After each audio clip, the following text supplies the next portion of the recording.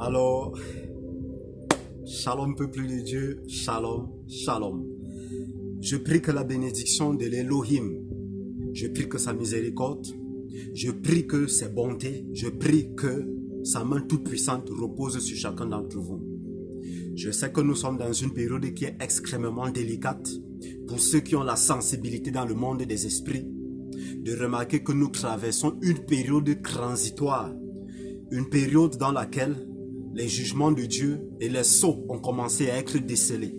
Alors je prie pour un enfant de Dieu que sa foi, que son engouement ne tarisse pas.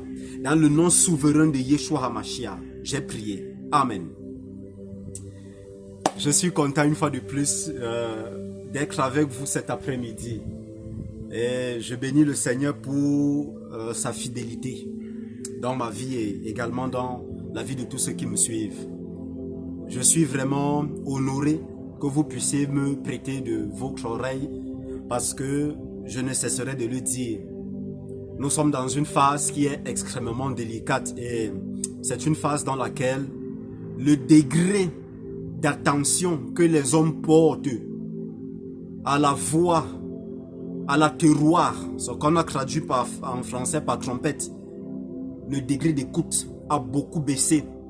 Ce qui veut dire que nous ne devons pas être surpris que beaucoup de personnes qui sont même dans des systèmes communautaires, des systèmes ecclésiastiques des églises, ratent beaucoup de choses. Vous savez, j'ai fait une expérience cette semaine. J'ai tapé les titres de certains enseignements qui me venaient comme ça par hasard dans l'esprit. Je suis allé à Facebook, à YouTube autant pour moi. J'ai scrollé les prédications des hommes de Dieu. Que ce soit des prophètes en allant aux apôtres, que ce soit des docteurs en allant aux évangélistes, que ce soit des pasteurs en allant aux bishops, aux archibishops. Je vous assure, j'ai été choqué. J'ai été choqué. Pourquoi choqué? Parce que on a l'impression, je dirais, ce n'est même pas une impression. On constate que la seule entité qui est sur la terre, qui ne réalise pas les moments dans lesquels nous sommes, c'est l'église. C'est la raison pour laquelle vous allez voir que le niveau de distraction de l'église fait peur. Je vous dis que ça fait peur. Je vous ai dit la dernière fois au sujet des Jeux Olympiques qui se sont déroulés récemment que en réalité c'était ça l'un des signes des événements d'Apocalypse. Parce que les aînés qui nous ont enseigné la parole au niveau d'Apocalypse au sujet de certains signes prophétiques se sont bourrés dans beaucoup de doctrines. Je ne reviens pas dessus. Je ne suis pas en train de leur insulter. Ils ont fait l'effort qu'ils ont pu. Mais on comprend juste que la lumière requiert l'humilité. Si vous voulez la connaissance, vous avez besoin de creuser. On n'a pas seulement besoin d'aller chez les Juifs pour creuser. Moi, je m'en vais chez les Juifs parce qu'ils ont le témoignage de la Torah et ils ont la compréhension correcte des Écritures. En tant qu'enfant de Dieu, parce que je ne m'identifie pas un chrétien, je suis un fils de Dieu, un fils de lumière. En tant que quelqu'un qui s'identifie à la foi dans le Mashiach, ma responsabilité c'est quoi? Ma responsabilité c'est de capter cette compréhension et cette interprétation correcte des Écritures que nous avons comme héritage de la tradition juive et de la divulguer. En réalité, ça veut dire que c'est ça le rôle du christianisme. Le christianisme a donc ainsi pour rôle, pour ainsi dire, de divulguer la Torah, de la rendre publique, de la rendre accessible à un grand nombre d'individus. Alors, quand nous observons cet événement des Jeux Olympiques de Paris, on commence à comprendre, en fait, pour ceux qui ont la sensibilité spirituelle, vous devez comprendre que vous êtes ancré dans une phase intéressante. Et c'est ici que les débats commencent à être intéressants. Je bois d'abord un peu d'eau, parce que je sens que je vais aborder des choses pour lesquelles les gens risqueront de verser le feu sur moi. On va dire que le feu le brûle. Donc je bois d'abord l'eau pour me rafraîchir et pour m'humidifier en avance.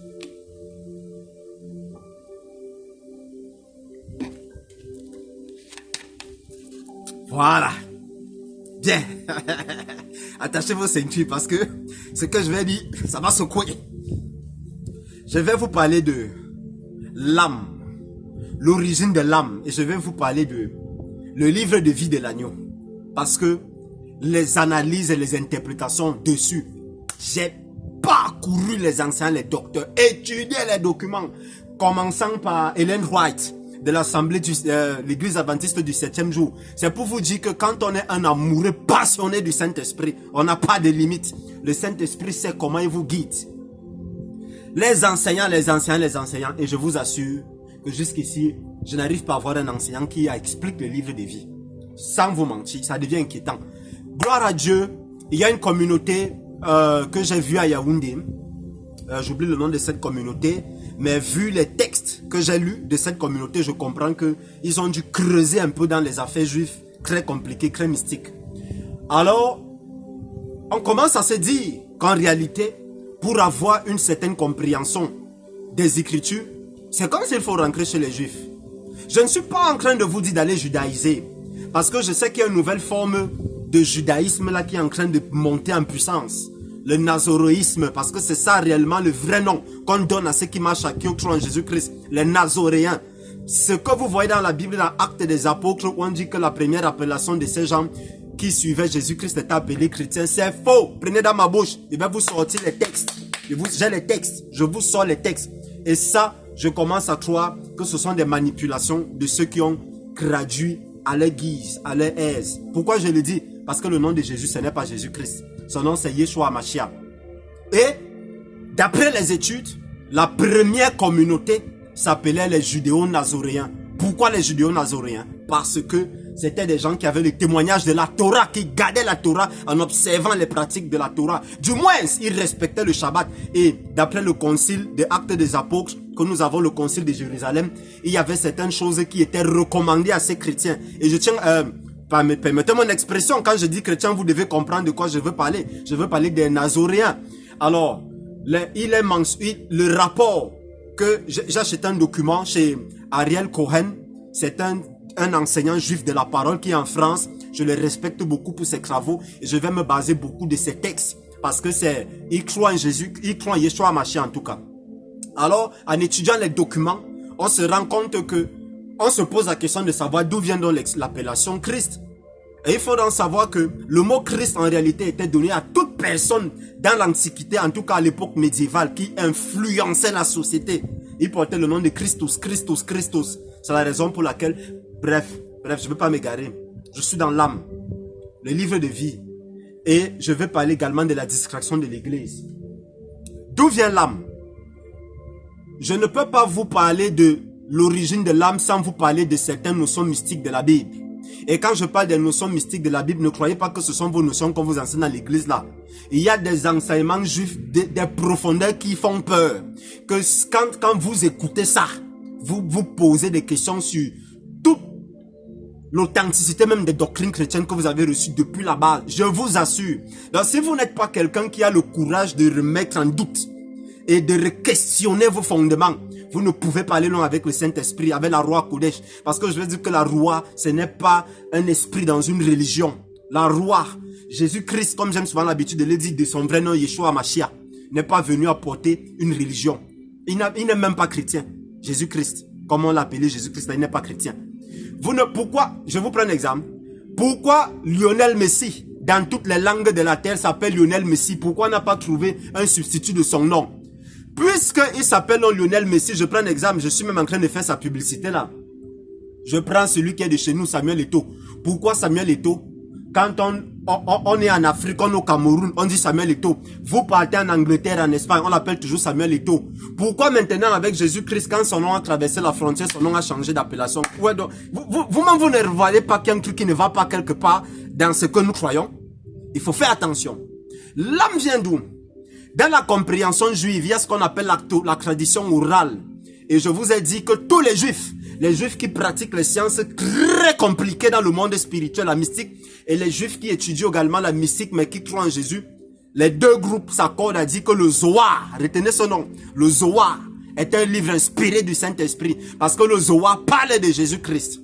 Donc ne vous fiez pas à la branche des juifs qui créent le désordre, qui ne veulent pas accepter le Mashiach. Je ne me présente pas sur la question juive, parce que c'est une question extrêmement complexe. C'est une question très complexe. Les gens ont enseigné des tas de choses qui n'ont pas de sens. parce qu'ils n'ont pas compris la complexité de la notion juive. Mais je ne peux pas parler de l'âme sans vous parler de certaines choses mystiques. L'âme vient d'où? Vous devez déjà savoir qu'en hébreu, lorsqu'on parle du jardin d'Éden, de Gan Eden, déjà c'est un lieu qui n'est pas réel, physique. Vous devez comprendre que la majorité des textes de la Torah, quand j'ai la Torah, ce qu'on a traduit par les livres de Moïse, le Pentateuque, sont des textes hautement mystiques, hautement spirituels. Ça parle des réalités que vous ne pouvez pas imaginer. On vous parlait de la Merkava. Oh, mais je vais même laisser quoi? Je vais même prendre qui? Ça vous parle des réalités trop compliquées. Trop compliquées. Et le Gan Eden, ce qu'on dit donc en français par jardin d'Éden, n'est pas un lieu que vous allez voir. Parce que les pasteurs font, c'est-à-dire, ils font le rapprochement en disant que non, c'est quelque part là-bas en Afrique. Quand on essaie de voir l'estuaire du Nil, on essaie de remonter, on essaie de voir ces quatre bras. Frère, j'ai fait les recherches là. J'ai pris des tableaux géants, crassés, dessinés, mettre les noms et me suis rendu compte qu'il y a quelque chose qui ne donne pas. Est-ce que ça veut donc dire que la Bible est fausse? Non! Ça veut simplement dire que la Bible est en train de nous parler des réalités d'un autre monde. Le Gan Eden, c'est le lieu et le siège de toutes les âmes. La tradition juive a l'habitude de dire, je vais simplifier les enseignements mystiques. La tradition juive a l'habitude de dire que c'est le lieu où il y a toutes les âmes juives. Mais moi, je m'envole de là parce que je suis quelqu'un qu'on ne garde pas dans une boîte. On ne me garde pas dans une boîte. Si tu me fais un enseignement, je vais aller perfectionner ton enseignement plus que toi. C'est comme ça que Dieu voudrait qu'on fasse. C'est pour ça qu'il nous a donné la Torah. Alors, maintenant, ils disent que le Gan Eden, c'est le lieu d'où est-ce que naissent toutes les âmes qui viennent dans la terre, c'est-à-dire toutes les âmes qui s'incarnent. Alors voilà l'origine des âmes. Mais maintenant, comment l'âme se façonne? Parce que il y a des enseignements qui choquent, il y a des enseignements qui sont énervants. Quand on peut vous dire que si tu ne fais pas telle chose, ton nom sera effacé du livre de vie. Et vous dites Amen, vous applaudissez des choses comme ça. On te dit que si tu ne payes pas la dîme, ton nom est ôté du livre de vie. Frère, vous devez comprendre. C'est-à-dire, il y a des aberrations. Il y a des aberrations. Comment on peut te dire que tu peux faire ceci, tu écris ton nom dans le livre de vie, après tu peux encore faire ceci, tu effaces ton nom du livre de vie. Vous savez, l'âme. En parlant de l'âme, permettez-moi de vous parler aussi de la notion d'étoile. Parce que tout ça, ce sont des notions qui sont mal abordées dans le concept chrétien. Je n'ai aucune révélation. La plupart de mes enseignants, actuellement, ce sont des enseignants juifs. Parce que moi, j'ai dit que je suis fatigué d'écouter les enseignants chrétiens. Parce que ce n'est pas pour dire qu'il n'y a pas de bon. Je connais Yvan Caluet en France. Très bon enseignant. Je l'écoute et quand je l'écoute, je suis béni. Parce que la profondeur et la simplicité des choses qu'il aborde dans la parole de Dieu, c'est de ça qu'on a besoin. Nous sommes les gens d'enseignants des choses très compliquées, très mystiques par rapport à la configuration de nos âmes. C'est la raison pour laquelle nous on n'est pas fatigués de creuser. On va toujours creuser. Parce qu'il y a des gens qui sont aussi appelés à recevoir ce type de connaissances spirituelles. Donc, si vous êtes dans une communauté, on vous nourrit seulement que chaque jour, vous allez tuer les démons. Frère, vous allez rater le royaume. Vous allez rater le royaume. Parce que vous allez croire que le royaume se limite à expulser des démons. Le royaume requiert quelque chose de dangereux. C'est la position radicale de ton cœur par rapport au mal. C'est-à-dire, ton cœur doit embrasser de façon systématique, systémique, consistante la lumière. Et quand je parle de lumière, j'englobe toutes ces ramifications. Le Mashiach et la Torah. Parce que ces deux notions marchent ensemble. L'âme passe par ce qu'on appelle une constitution séphirotique. C'est, du moins, je reprends fidèlement les enseignements de la tradition juive. Je ne veux rien inventer pour que vous compreniez que ces enseignements ne viennent pas de moi. Je suis aussi parti auprès des sages, des aînés là-bas pour écouter et pour me faire purifier aussi de l'intérieur. L'âme passe par un certain nombre de pôles. On appelle ça les éléments séphirotiques. Et ces éléments séphirotiques constituent donc ce qu'on appelle les attributs de miséricorde divine. C'est-à-dire, pour faire simple avec vous, c'est un peu comme si, puisque Dieu n'est pas matériel, on ne sait pas comment représenter Dieu. Alors, Dieu a donné, la Roi HaKodesh, je veux dire, a donné aux sages juifs des méthodes et des manières pour pouvoir appréhender le monde et pour pouvoir appréhender qui Dieu, lui, il est. Ça fait en sorte que les sages, avec les différentes expériences spirituelles qu'ils avaient, c'est-à-dire les enlèvements et les visions et les déplacements instantanés avec tout leur corps, ils se retrouvent dans les mondes que vous ne pouvez même pas imaginer. On fait des rapports au même titre que les Ézéchiel qui écrivent ce que vous voyez. Parce que ça c'est typiquement juif. Donc nous les applaudissons pour ça. Maintenant, l'homme passe donc par un certain schéma pour recevoir ce qu'on va appeler sa constitution. Et dans les schémas qu'on appelle donc éléments séphirotiques de Dieu, pour essayer d'expliquer Dieu, parce que Dieu personne ne le voit. Il y a donc ce qu'on appelle le Keter, qui est en haut, qu'on appelle le couronnement, le royaume, la domination, le pouvoir. Ensuite, il y a donc ce qu'on appelle la Bina. Il y a, c'est-à-dire la sagesse. Il y a ce qu'on on appelle maintenant la Hokmah, l'intelligence. Ensuite, il y a ce qu'on appelle le Dahat. C'est-à-dire, il y a des... Je fais comme ça là, c'est parce que je fais comme ça. Hein. Je sais que tout le monde ne peut pas comprendre ça. Mais je fais l'effort pour que vous compreniez. L'âme passe donc par un différent engrenage. Et cet engrenage dure environ une période de 9 mois. Les 9 mois donc qui correspondent donc au temps de gestation. Et c'est ça qui correspond à la 9e lettre hébraïque de l'alphabet. Je vous ai dit, je me situe seulement dans le cadre hébraïque. Je ne pars pas chercher les choses, c'est les Indiens. Je crois en Yeshua. Donc ce qui m'intéresse, c'est la tradition juive. Le reste là, ça ne m'intéresse pas. Même s'ils disent ce qui est bon là-bas, gloire à Dieu. Parce que toutes les nations de la terre ont quelque chose qui est similaire par rapport à la tradition juive. Parce qu'en étudiant les livres mystiques juifs dans le livre de la Genèse, ce que les sages ont dit, ils ont dit qu'il y a 70 palmiers qui représentent 70 entités spirituelles pour 70 nations. Parenthèse fermée. Alors, l'homme passe donc par différents niveaux. Et c'est un ensemble par lesquels il peut arriver que l'âme arrive peut-être au niveau du commandement. L'âme est beaucoup influencée par le commandement. L'âme descend au niveau de l'intelligence. L'âme va recevoir tout ce qu'il y a de l'intelligence. L'âme descend au niveau de la sagesse. Il va recevoir les séphirotes, les éléments séphirotiques de la sagesse. L'âme descend au niveau de la douceur. Il va recevoir la douceur. L'âme descend au niveau de l'amour. L'âme va recevoir l'amour. Il y a donc aussi certaines âmes qui vont descendre au niveau de la vie, c'est-à-dire le recette. Le ressort, ce qui constitue l'organe de procréation, que ce soit mâle ou femelle, le ressort, ça correspond à votre zone sacrée. C'est ce qu'on dit en hébreu la zone sacrée, ou bien l'élément, le feu. C'est comme ça qu'on dit en hébreu. Ça dit votre sexe. Maintenant, quand l'âme a fini par passer par tous ces endroits, l'âme s'incarne donc maintenant. Ce que vous appelez donc étoile, qui est mal enseigné dans nos communautés, c'est quoi? C'est quand l'âme, lors de ces différentes migrations dans tous ces différents pôles, l'âme peut recevoir une influence particulière. Donc c'est un peu comme un individu qui fait les entraînements. Il veut devenir footballeur. Et pour faire les entraînements, on a les exercices de cardiovasculaire. Et comment on travaille le cardiovasculaire? On travaille le cardiovasculaire, que ce soit en courant, que ce soit en faisant du vélo, que ce soit en faisant un style d'exercice là, que ce soit en faisant les monkeys pour ceux qui font le sport. Donc, vous êtes dans différents ateliers. C'est comme ça qu'on appelle ça. L'âme également passe par des ateliers. Et en passant donc par des ateliers, il y a quelque chose qui va influencer l'âme en particulier.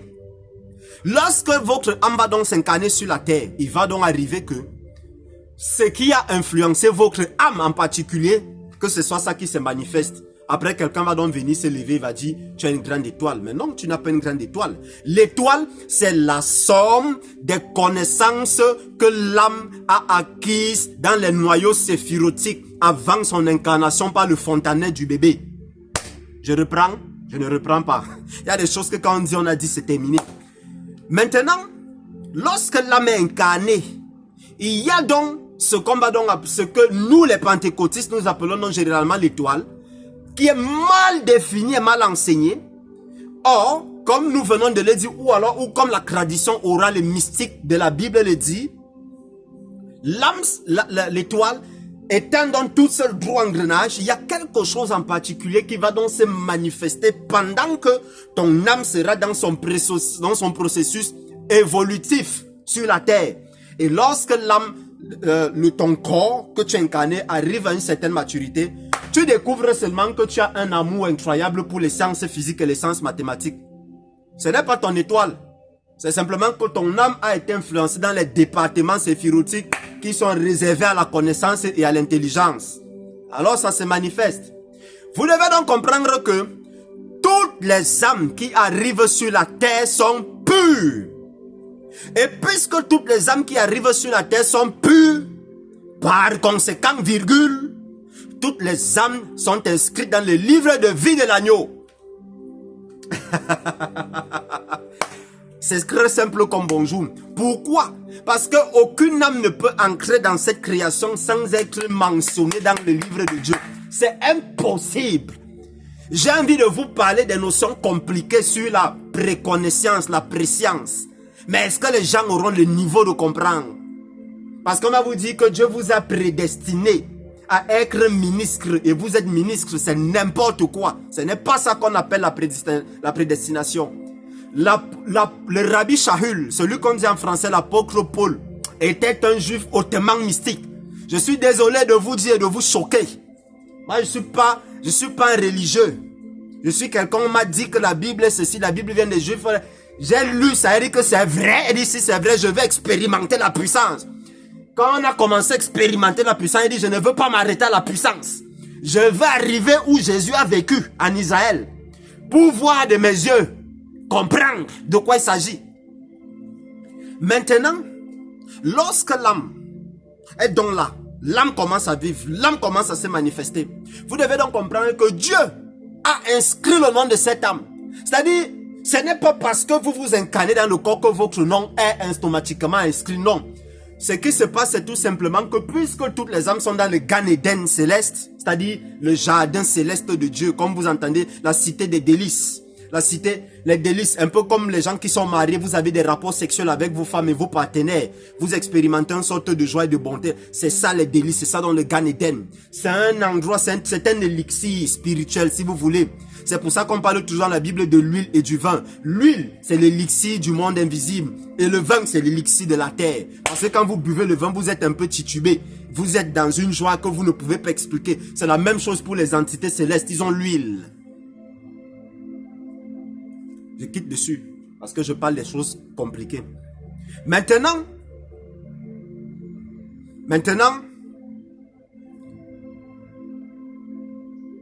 d'où vient le fait que certaines personnes commettent le mal jusqu'à ce qu'on dise que celle-là, Dieu ne peut plus les pardonner? Il n'y a pas d'âme que Dieu ne puisse pas pardonner. Il y a seulement les âmes qui se sont tellement corrompues à un niveau où ces âmes ne peuvent plus faire demi-tour pour revenir à la lumière originelle. Parce que l'âme, est-ce que je dois même vous dire ça ici? Comment l'âme est constituée, c'est-à-dire ces éléments. Vous avez déjà vu un ange? Bon, mieux je quitte encore. Vous voyez le soleil, comme le soleil brille là. Vous devez donc comprendre que les éléments, les entités célestes sont constituées à partir des mêmes matériaux que le soleil. Je quitte. Je laisse ça. Vous devez donc comprendre que pourquoi votre âme est immortelle. Parce qu'à partir de certains éléments issus également du soleil, il y a quelque chose d'autre que Dieu injecte qui donne l'immortalité à l'âme. Je quitte encore là. C'est pour ça qu'on ne peut pas donc décrire l'âme. Quand j'entends les gens dire on peut voler ton étoile, frère, non seulement c'est insensé et incompréhensible et inconcevable, mais s'il faille même qu'on dise qu'on puisse voler ton étoile comme le christianisme enseigne, mon ami, on vole ton étoile, tu es mort. Parce que je vous ai donné la définition correcte de ce que c'est que l'âme. Et je vous ai donné la définition correcte de l'étoile. L'association de toutes ces choses, c'est ça qui est empaqueté en vous qu'on appelle étoile. Ça veut dire que si on parvient à extraire ça, on extrait votre âme, vous mourrez. Il y a pas, vous êtes mort, vous êtes mort. Vous mourrez. Maintenant, le livre de vie a les âmes de tout le monde qui entrent à la surface de la terre. Oui, je suis désolé de vous choquer. Parce qu'on ne sait pas les doctrines que les gens véhiculent là dehors. Je ne véhicule pas une doctrine qui vient de moi. À un moment donné, j'ai seulement senti qu'il y a insuffisance dans la matière. Parmi les enseignants que nous avons. Et puis j'ai dit, je ne suis plus avec vous, restez avec vos choses. Embrouillez ce que vous embrouillez. Nous, tant qu'on ne voit même pas la manifestation du divin là, nous on ne sera pas satisfait. Ça ne veut pas dire qu'on va aller mettre sur nos mains n'importe où. Non. C'est pas ce que ça veut dire. Ça veut simplement dire qu'on sera prêt à aller là où il faut aller. Dans les pas de la tradition juive. Aussi profond qu'il faudrait que le Saint-Esprit nous envoie, on va aller. Parce qu'on veut apprendre. Parce qu'on veut... Vous connaissez Baba Saleh, un rabbin. Ah, vous ne connaissez pas ce rabbin. Est-ce que je suis en train de dire que même parmi ceux qui croient en Jésus-Christ, on n'a pas ceux qui ont une démonstration brutale de puissance et de dons? Il y a, je connais. Si je me mets à vous citer certains hommes de Dieu, si vous allez dire qu'ils sont des sectaires, c'est pour ça que je ne cite même pas, parce que ça ne vaut même pas la peine en fait avec le christianisme. Hein. Les gens disent qu'ils croient en la puissance. Petite parenthèse, pardon. J'ai rencontré un serviteur de Dieu qui me dit qu'il croit en la puissance. Il dit, ok, tu veux voir la puissance? Est-ce que tu sais que Jésus a transformé l'eau en vin? Il me dit que oui, je sais parce que Jésus c'est le Messie. Je dis non, attends. Est-ce que tu sais que Jésus a transformé l'eau en vin? Ça, le pasteur là commence à me regarder un jour. Il dit que bon, tu veux voir comment on transforme l'eau en vin? Il commence à me dire que vos sciences occultes là. Il a dit quoi? Vous, avec vos sciences occultes, vous comprenez donc que le christianisme ne croit pas en la puissance de Dieu. Et la puissance requiert une connaissance initiatique en dehors de la manifestation d'un don. Donc ça veut dire la puissance, c'est l'association de ces deux éléments. Moi je connais un serviteur de Dieu. Vous n'êtes pas prêts. Vous n'êtes pas prêts. J'espère que tu as donc retenu au sujet de l'âme. L'âme et les livres de vie. Maintenant donc vous allez donc me dire que ceux qui sont donnés par le fait que les mamans sont allées chez les marabouts là, c'est quel type d'âme? Si vous me posez cette question, c'est que vous êtes intelligent. Je vais donc vous répondre. Regardez, hein, le christianisme nous a donné de cette doctrine qu'on ne comprend pas, en disant que Dieu a créé le bien et il n'a pas créé le mal. Frère, quand vous entrez dans la tradition juive,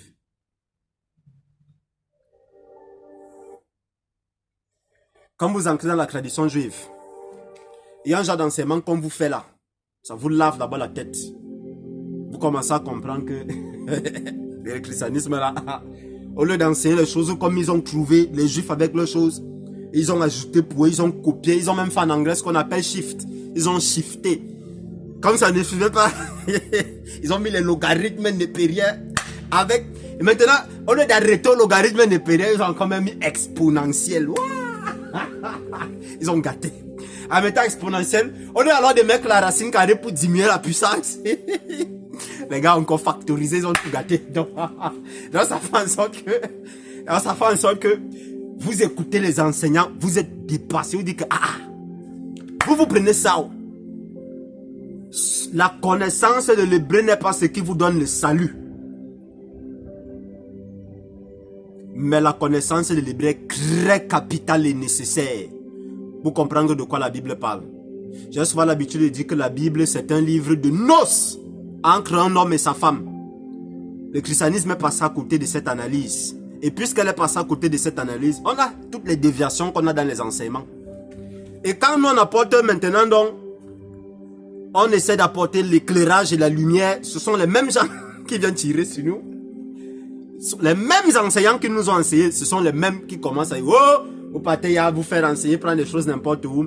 Tu demandes à un enseignant que papa, depuis que toi tu étudies la Bible là, tu t'es même déjà posé la question de savoir qui sont les juifs. Il te sait que les juifs même sont où? Il ne sait pas.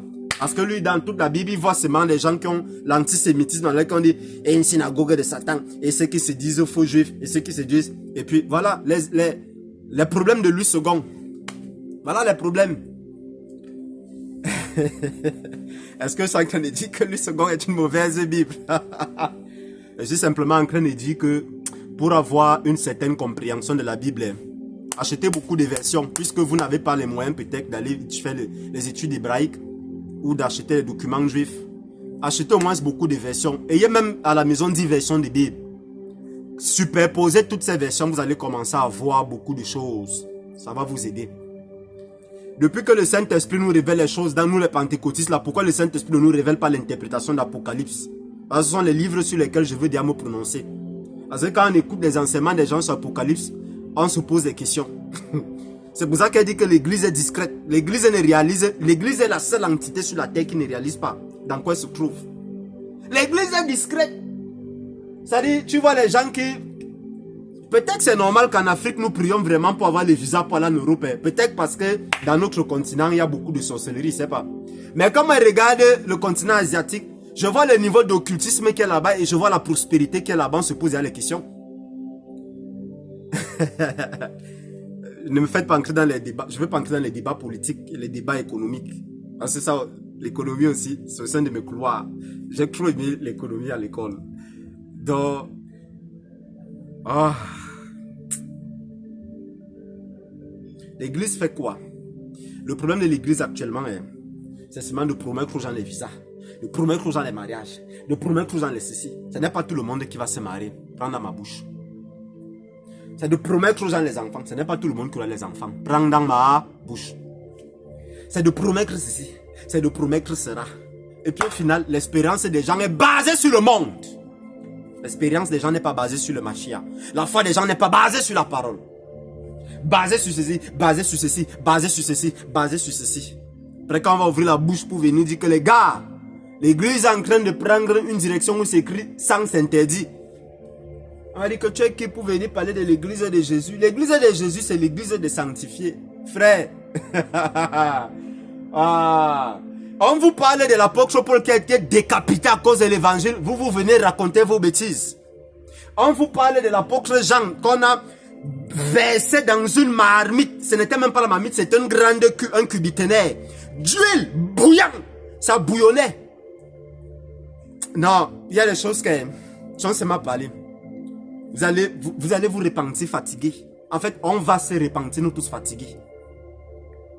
J'espère que tu as retenu l'âme. La vidéo parle il y a près de 31 minutes. Donc je vais pas aller plus loin que ça. Mais j'espère que tu as compris que l'âme vient du Gan Eden. Et le Gan Eden, c'est le siège de toutes les âmes qu'il y a sur la surface de la terre. Les âmes qui viennent, comme je disais tantôt, que la tradition juive la tradition chrétienne nous a trop cassé la tête au sujet du bien et du mal, en disant ce n'est pas Dieu qui a créé, ce n'est pas Dieu, c'est Dieu qui a créé. Le méli-mélo du christianisme là. Dans la tradition juive, on vous fait comprendre que le désir de Dieu a créé son non-désir. Ça devient intéressant. Qu'est-ce que ça signifie ça? Donc on dit que Dieu avait envie de quelque chose. Et comme il a eu envie de quelque chose, ça produit un concret. Ça fait donc en sorte qu'en hébreu, il y a ce qu'on appelle le monde de Kidusha, Sikra Kidusha, et il y a ce qu'on appelle le Sikra Hara, le monde des ténèbres, l'autre côté, on dit l'autre côté en hébreu, l'autre côté, et le Sikra Kidusha, monde de sainteté. Donc les deux mondes existent simultanément sous le maintien de Dieu. Sous le maintien de Dieu. Faites attention. Ça veut dire que ce qui décrira le mal, c'est quand tout le monde prendra conscience de la notion de lumière. Alors, puisqu'il y a donc des âmes qui viennent sur la terre, ne passant pas par les chemins conventionnels, on est obligé d'aller puiser ces âmes dans les chemins des marabouts, les chemins des trucs bizarres. Et ces âmes viennent donc d'où? Ces âmes viennent donc du côté opposé à la notion de lumière. Parce que rien ne s'oppose à Dieu. On dit en hébreu Elohim. Ça doit te dire que rien ne s'oppose à lui. Donc, ces âmes. Mais maintenant, est-ce qu'il peut en arriver qu'une âme qui vient d'un côté d'une structure que, entre guillemets, que Dieu ne reconnaît pas, que cette âme se retrouve dans le monde des lumières? Erreur. Vous savez pourquoi? Parce que Jésus a dit, l'homme ne manifeste que ce qu'il a reçu d'en haut. Il a dit, si la lumière qui est en toi est ténèbre, c'est que tes ténèbres sont vraiment grandes. Quand Jésus parlait, faites attention. Christianisme, arrêtons nos enseignements qui n'ont pas de sens. Arrêtons ça. Arrêtons ça.